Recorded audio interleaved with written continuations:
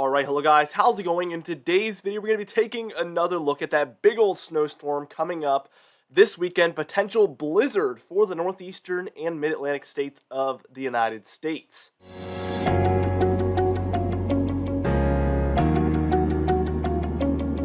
Now, anyway, before we get into this video, be sure to smash that like button, leave a comment down below, and subscribe for more weather-related content. For today's comment of the day, I want to know, how much snowfall do you think is the maximum amount of snowfall we see with this upcoming big snowstorm? Let me know in the comments down below, and I'll be picking one of those for tomorrow's video.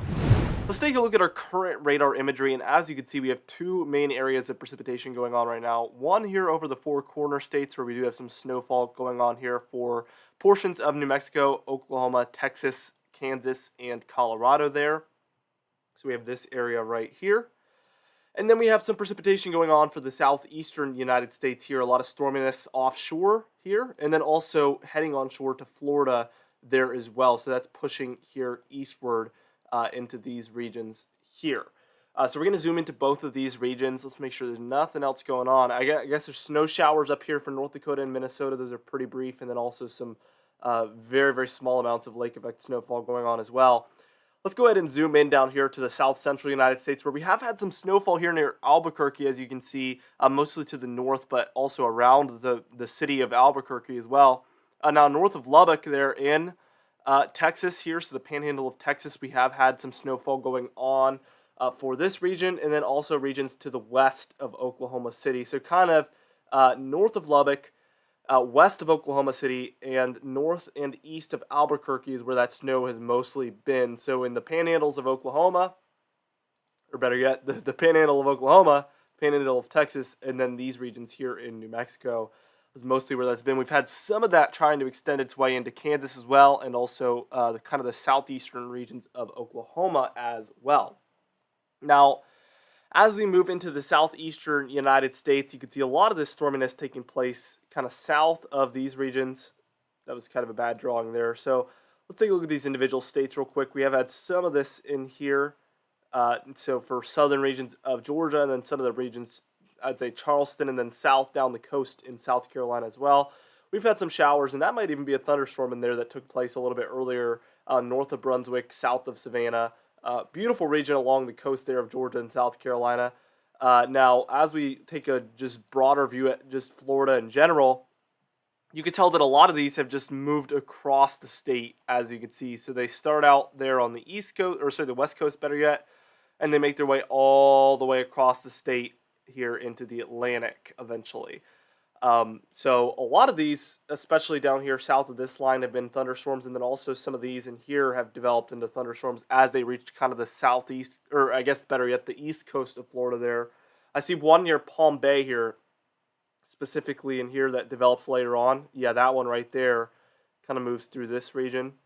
That looked like a pretty decent thunderstorm, making its way kind of into the middle portion of our radar color table here, kind of the oranges here. Especially south of Merritt Island, you'll see it develop right there. So there it was. It kind of moves into the red as well.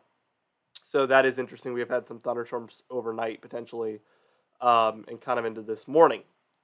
Now, what we're going to do is we're going to move on and take a look at that model guidance, because a lot has changed, but also a lot has stayed the same. And I definitely need to update you guys on a lot of things. Alright, now here we are taking a look at that European model, and as you can see, the jet stream takes a dip just about like this here on the current frame. This is for this morning. Trough is kind of on an axis that looks like this. So pretty interesting situation there, and then the ridge is a little bit more like this. These will kind of become aligned and become much more vertical as we reach the time frame before the storm. We'll see this take place. This is going to be Friday. This will be a Friday morning time frame, and you can see the ridge is now about like that. The trough is a bit more like this. Now we'll see this kind of rotate with the storm. So we're going to see this rotate just like this until it's just about, straight up and down, just vertical. So we'll watch that take place here. We do have a lot of energy in here. This is kind of the beginning of the storm. We have some energy here as well, and then there should be some energy in this region as well. And those are all going to come together and become what is the storm. So you see it rotating, and now it's almost straight up and down. The storm is located right about here. as a 994 millibar low pressure center. Already some snowfall taking place here for Tennessee, North Carolina, Virginia, in there, West Virginia as well, and then even up into these regions along the eastern seaboard. Now, the interesting thing is I'm not going to be in my home region of Southeast Virginia. I'm actually going to be in the Smoky Mountains here, actually more specifically in Gatlinburg, Tennessee. I love that region. I've been multiple times, so I'm very excited. But I might be getting snow the first night I get there, which is going to be Friday into Saturday. Now, listen, this is a perfect opportunity for me to let you guys know that starting Friday morning, the videos are going to be a little bit strange because a lot of them are going to be pre-made. So they're not going to be like today where I'm like obviously talking on the morning you're watching this video. If you're watching on Wednesday, January 26th, it's not going to be like that. So I'm going to be making a lot of videos looking into kind of the medium to long range where it doesn't matter what day I make it really. It's not going to change too much. Also, I'm going to be coming out with a February forecast. I know I missed the January one, but I'm going to be out of town on February 1st, so I need to have these pre-made videos to be able to get out to you guys. So that's going to be more of the content you're going to be seeing. I am going to find a way to update you guys on the storm, though, however, on Friday into Saturday, rest assured. So I will announce that once I know what I'm going to do. So as we move on with this, the storm is still intensifying at 984 millibar low pressure center by this point, and really this is just an East Coast special.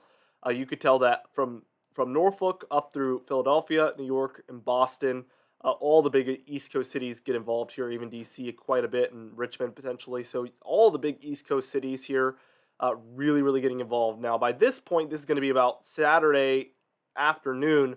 We see the snowfall is extending into Maine now. They're very heavy snowfall. We have a 976 millibar low pressure center. And again, we've talked about this. This storm is almost going to do like this. It's going to curve back in a little bit, almost start heading in a northwesterly direction. And the trough is going to be centered more like this. So instead of, it started out like this, and then it was like this at some point. So it's doing this kind of rotating. We're seeing the trough's axis rotate in a counterclockwise motion. And that's what's causing this storm to rotate in like this once the trough is centered like this, because the winds are moving around it like this more like. I hope that makes sense. Whereas when the trough is centered straight like this, it never curves back in. It kind of does like this. Hope that makes sense. I try to make that as simple as possible, but that's why that has so much implication. So now we're seeing it come in like this, the storm, and then it stalls out over this region. And that's crucial because we get more and more snowfall here the longer that low pressure system sticks around. It's hardly moving by this point. As a 971 millibar low pressure center, very strong blizzard happening by this point practically. Then a 968 millibar low pressure center right here. Let's continue this on. And then it moves up eventually and moves out. By the time we're reaching Sunday afternoon, it should be said and done. So let's just zoom into the east here and take a look at that total snowfall. So if you're in the grays, dusting if anything, blues will be about 2 to 6 inches of snowfall. Purples will be 6 to 10. Pinks will be your 10 to 20. Then these pastels are going to be 20 inches to 30 inches there in these more turquoise, very bright colors. But once it gets into this kind of darkish, grayish, purplish color in there, I'll circle it out for you. But just like this, that color that you're seeing within the yellow, the darker of that pastel kind of, that is where we're taking a look at potentially 30 inches plus. And this model says the maximum is 39 inches. So high amounts of snowfall basically up the Jersey coast, onto Long Island, into Connecticut, Rhode Island, eastern Massachusetts there, southeastern New Hampshire, and then southern coastal Maine as well is where this says the most snowfall is going to occur. Now let's move on and take a look at our GFS model real quickly with this storm. And now, yesterday, the GFS was not on board. We saw the European model showing a massive snowstorm, GFS not so much. Now we can see 994 millibar low pressure center here, moves up just like this. We're seeing that snowfall in the same exact spots here on this model. Let's continue this on. Moves up the coast 978. Trough is centered about like that. It's rotating up and it's kind of beginning to do this just like on the European. We're seeing heavy snowfall for the same spots. This might be a bit further east. That's the only difference that might be happening. Yeah, it does look a bit further east. But it gets in down to a 966 millibar low pressure center here, taking about the same track. Heavy snowfall taking place in here, just like the European model. You can't make this stuff up. Huge agreement there. And then let's zoom into the east again and take a look at that total snowfall on this model. So let's take a look at it. And again, the heaviest regions are now in here, so a little bit further east, but this model also has that area of 30 inches plus, and this model says the maximum snowfall is 45.4 inches of snowfall, probably right over Boston. Huge snowstorm here on the GFS as well. There is some disagreement on how far east or west it'll be, but now there's no disagreement on if there will be a huge storm offshore of the East Coast. And both models at this point do have a hit. So unless we see any sort of major eastern trends with this storm, we are locked in for a major snowstorm. If barring any huge trends, like I said. So a dusting, if anything, in the grays again. 2 to 6 inches in the blues again. Purples are going to be 6 to 10. Pink's going to be 10 to 20. Light pastels like this area here is going to be your 20 to 30 inch amounts, and then these are going to be your 30 inch plus amounts there in the purple, or sorry, the pinkish pastels, and then also these darker gray looking areas as well. Let's take a look quickly at what the Canadian model is showing as well for total snowfall, and you can see it's something in between what the European and the GFS model are calling for. It still shows a bullseye in here of those 30 inch plus amounts taking place. So regardless, all three major models have a huge blizzard, and that looks to be becoming more and more likely as the days go on. So we will be returning with a normal update tomorrow, so stay tuned for that. Be sure to subscribe and look out for that video because we're going to be doing a normal video tomorrow. Tomorrow's video is not pre-made at all.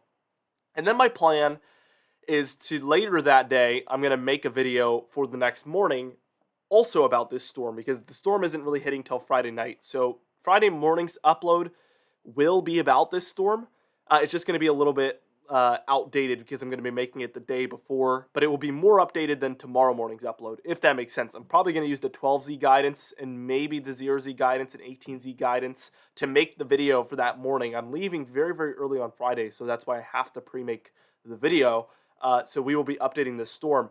After that point, that's when the videos are going to be kind of different. They're not going to be about the very, very, very, soon weather. It's going to be about more long-range stuff. Anyway, for today's confidence tab, we are at a 4 out of 6 still. There still is some disagreement on the location a little bit, as you guys saw. And there's still some time between now and when the storm is happening. I'm guessing by tomorrow, I will be at a 5 out of 6, though, and not a 4 out of 6. So we probably will move up tomorrow morning. But I said that with the last storm, and then actually my confidence kind of went down because the model started to get so crazy. We will see what happens, though, as we reach tomorrow morning. For today's comment of the day, I asked you guys, what state do you think will see the most snowfall? And Edited said, Maine is the most likely state to get high amounts of snowfall, and that seems to be how these nor'easter blizzards go. I think Maine is a very safe bet for the most snowfall with this storm. Anyway, for today's patron highlight of the day, I want to thank you all for supporting the channel, but especially our platinum patrons, Bill Crates, James Wade, Dovin Nagel, Lure the Pan, Mandy Birchfield, Patrick Strickland, Dave Scott, and Donna Carnes as well. I would also thank our diamond patrons, Bill Roberts, Marcus Connolly, Noah Harley, Michael Kunalasa, Catbite, Charles Stinnett, Bill Dallas, Gary's, and John Colisi also. I would also like to thank our channel members, Catbite, Stephen Fan, and Jeremy Cox as well. Anyway, guys, thank you so much for watching this video. Be sure to smash that like button, leave a comment down below, and subscribe for more weather-related content. I'll see you guys in the next video.